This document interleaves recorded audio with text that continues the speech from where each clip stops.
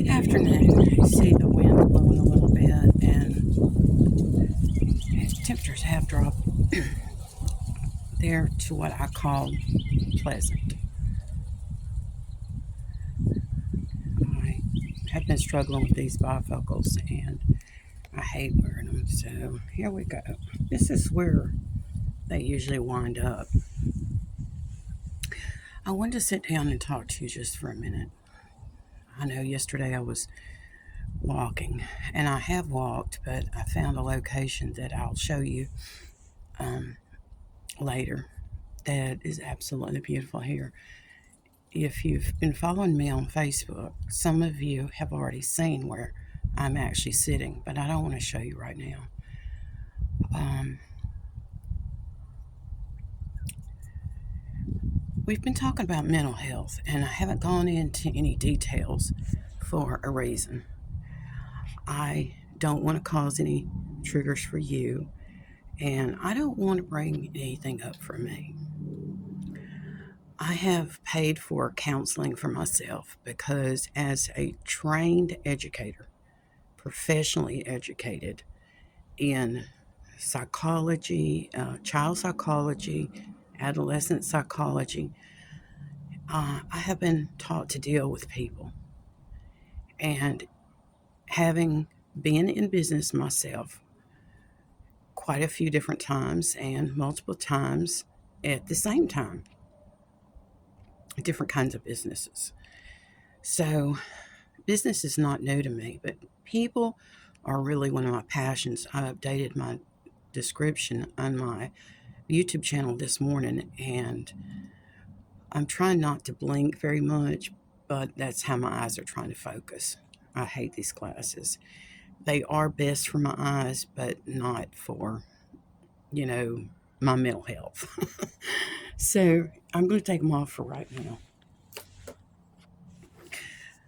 I grew up having perfect vision. And so getting older, I knew that I would probably need glasses. It kind of showed up in my family as we age, and I'm playing with my hair too, the wind's been blowing.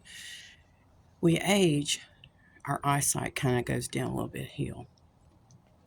And I've been called a country hick, been called a country bumpkin, I've been called all kinds of things. I was one of those children that um, were born with a gap between my teeth. I've had braces, and my top retainer, permanent retainer, popped out. And I believe I was teaching at the time as an art teacher in public schools, and I didn't have the money to go to the orthodontist to get another one put in.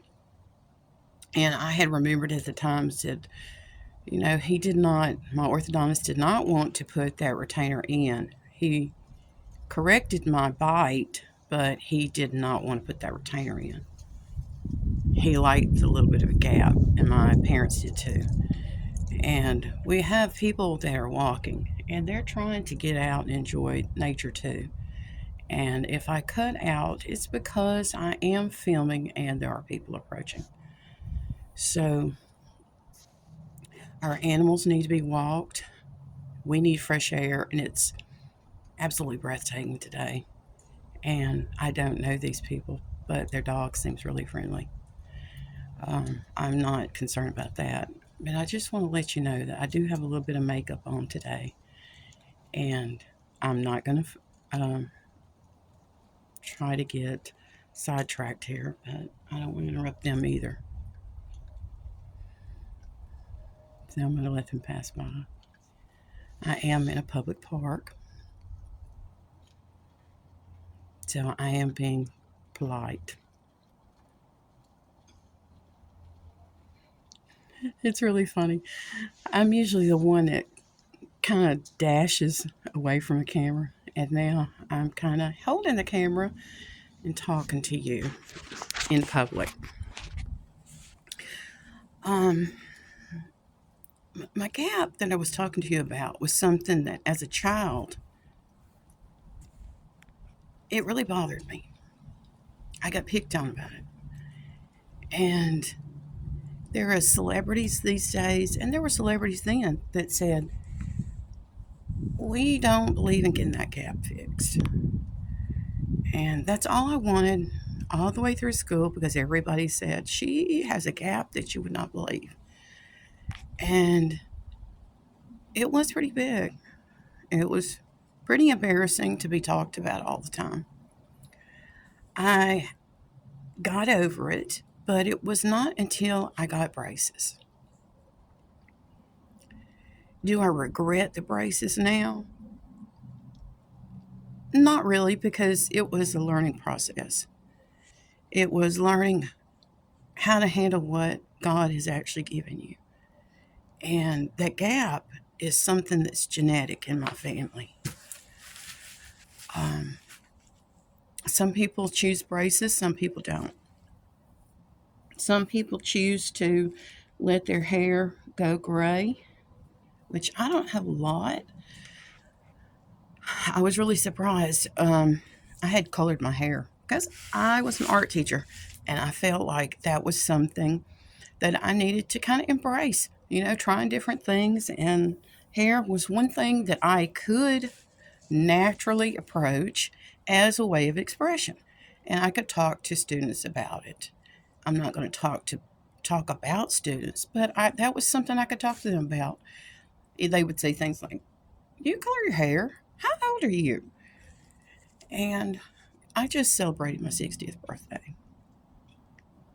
I never have really enjoyed birthdays, but this year I embraced it.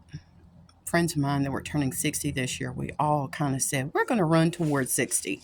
We're not going to run away from it, and we're going to celebrate what God has given us. And that's another year. So here I am. I have a little makeup on. I know I'm probably going to get all kind of feedback about it. I have been. I did something a little bit more dramatic the other day, and it's because I do have theater training that goes along with studying art. Um, I know a little bit about production. I do know about the stage. I know about presentation. I know about scripts. I know about characters. I know about writing.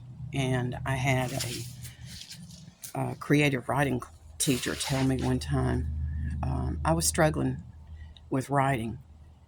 And I enjoyed it, but being a people pleaser at the time, they kept wanting it to be perfect. And I always knew that perfect means they want you to be like them.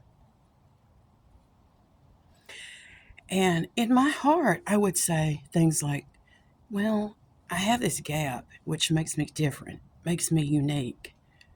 My hair color is different, it's part of my DNA. And I would look at people and I'm like, I don't see you looking like me. Why do I look so different? Why do I have this gap? Why is my hair this color? Why is it not straight? Why is it not curly? Why is it not wavy all the time? Why does it have a mind of its own? And as I grew older as a Christian, I decided to let God show me who I was, who He created me to be. The holidays are a struggle.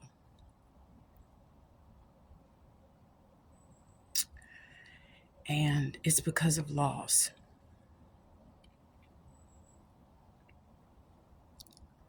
This is year 2 with no parents. I am with one of my children, and we're doing the best we can. Loss affects the entire family.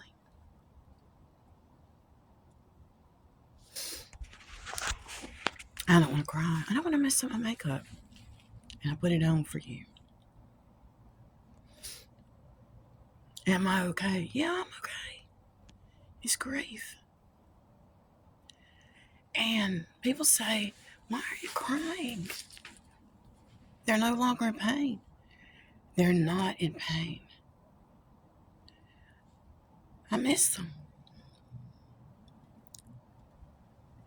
My life has changed. My children have homes of their own. My grandchildren are getting older. One rapidly approaching adulthood. And turning 60, it makes you wonder, well, what's next? And I talked to you about the path. I don't know what's next. I know that we can find joy in the sadness. Last night, I did something that might get to you right now. But last night, I went to get me something to eat. And the holidays were kind of really getting to me. The tree's decorated. People are going and doing things. And kids are getting out of school, And I felt alone. And one of the things that I did as a coping technique was, okay, what did I do to make me feel better when I felt like this before? So, like I said, I went and got me something to eat. And I was like, Christmas lights.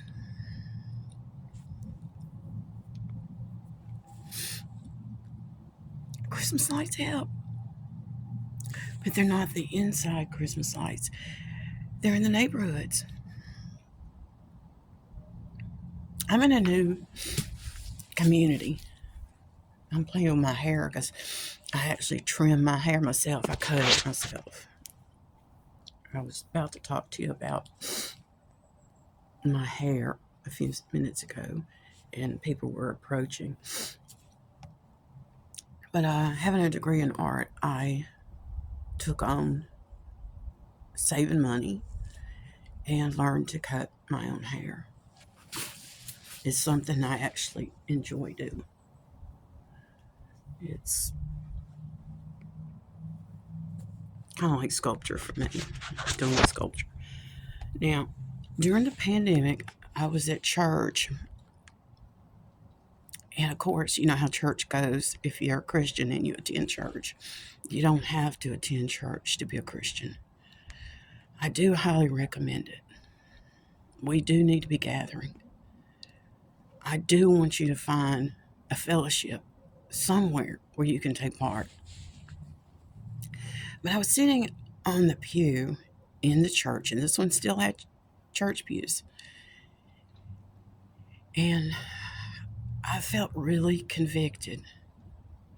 Here we were in the very beginning stages of the pandemic. I was still working. And I just felt like hair care is something that either needs to be handled or let go of. Coloring my hair, I kept looking at it and I changed it to different colors. Nothing really radical, not like you see in Congress.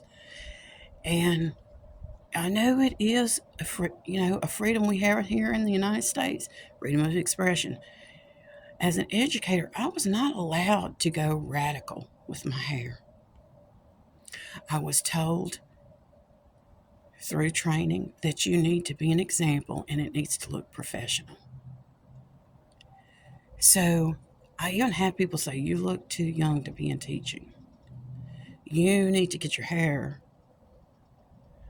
styled differently. I grew up having a Pentecostal grandmother, great grandmother,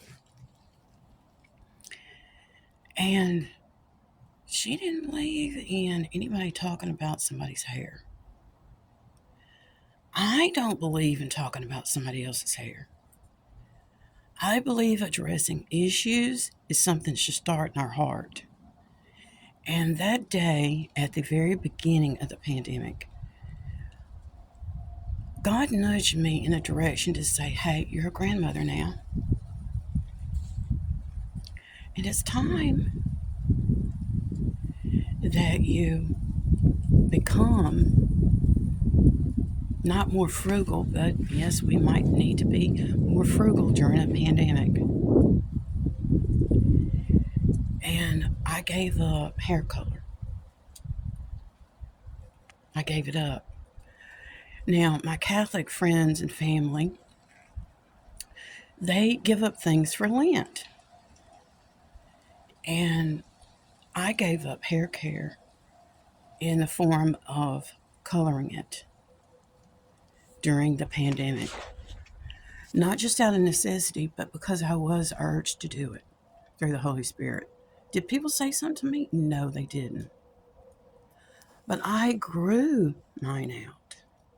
I didn't go in and put any more chemicals on it. I didn't go to the salon. I am very, very picky. My hair is special. And I trim it when I feel led. I do believe that makeup is something that my Pentecostal family, no, they did not approve of it. But I also have family that are Baptist. I have family that are Catholic. I have family that were Jehovah's Witness. I guess they still are. I have family that are all denominations of Christianity. And I don't want to go into great detail about this, but this just tells you a little bit about me and about why I look the way I do. I kept looking around and I was like, why don't I look like any of you? I was looking at, as a kid, a child, I grew up around people with their facial features were different. Their eyebrows were different, their bone structure, their nose was wider, their nose was narrower, their jaw and their chin, their ears were different. And it fascinated me. It made me think, why are we all so different?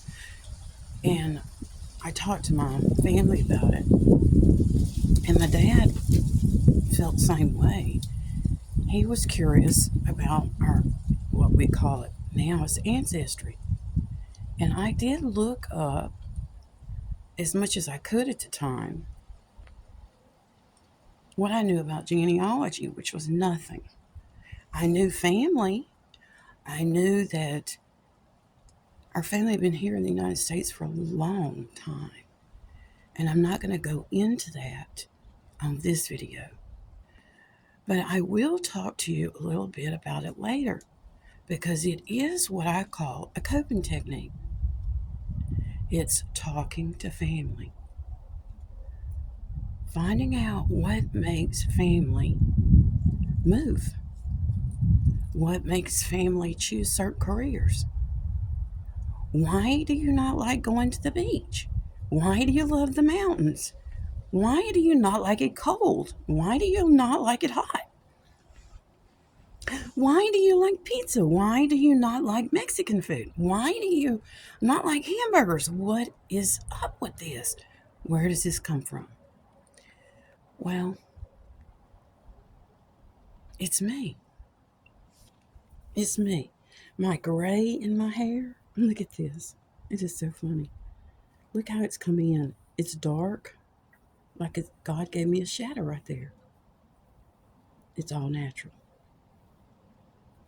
I play with it in the sun because I'm like, it's dark here and it's lighter in other areas. But one of the things I did find out from my aunt, and she's no longer with us, but she exposed me to a little bit of our genealogy. She said, "Have you ever heard of French Huguenots?" She said, "Girl, like an aunt can, you have French Huguenot in your family, and you might want to research it." So I have. I have done my ancestry. I've done my genealogy, and you never know who I'm related to. So, see you in the next video.